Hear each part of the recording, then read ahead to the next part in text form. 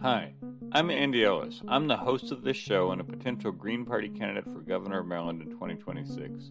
I'm using this show to highlight interesting people and ideas that help me and you to understand what is happening and what is possible. You can learn more about the campaign by going to gogreen2026.com.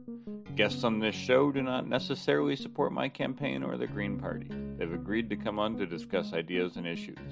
And of course, click the subscribe button on YouTube so you can keep up to date with this podcast. You mentioned earlier the high cost of living in our state. And I think I read the other day where a lot of seniors in Maryland are moving out of the state to states with less high taxes, Delaware, North Carolina, Virginia even.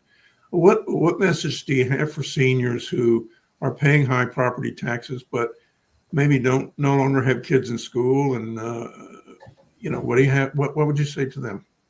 Yeah, so the Comptroller's State of the Maryland Economy report last year spent a lot of time taking on this question.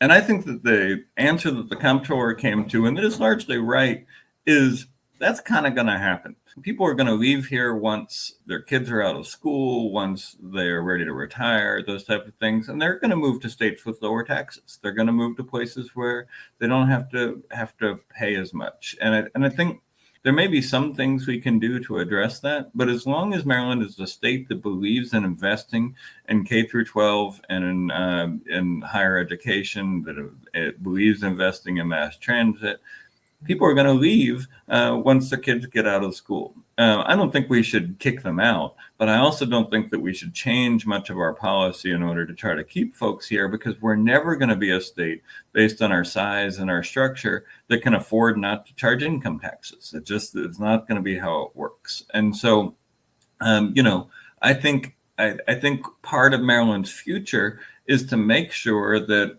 people who are younger folks who do have children come move here, raise their families here, send their kids to our great state colleges. And then if they leave at that point, we wish them the best. I just don't know that this is a problem that we are going to be able to solve when other states like South Carolina, Tennessee, Delaware are not charging taxes and have different priorities. So it makes sense for folks whose kids are gone and have benefited from Maryland's great schools to then move on to somewhere else that works better for them at that time in their life.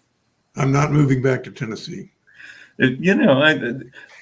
Fair enough. And I appreciate that you all are choosing to stay here. And I think that's an example. A lot of folks do like the way that it is here, even if they understand that the cost of living is high. Other folks do want to move to Tennessee or do want to move to South Carolina, and I think we should wish them well on their way. And I think we should also encourage more younger and newer families to move here, set up roots here, and make sure that this is their home.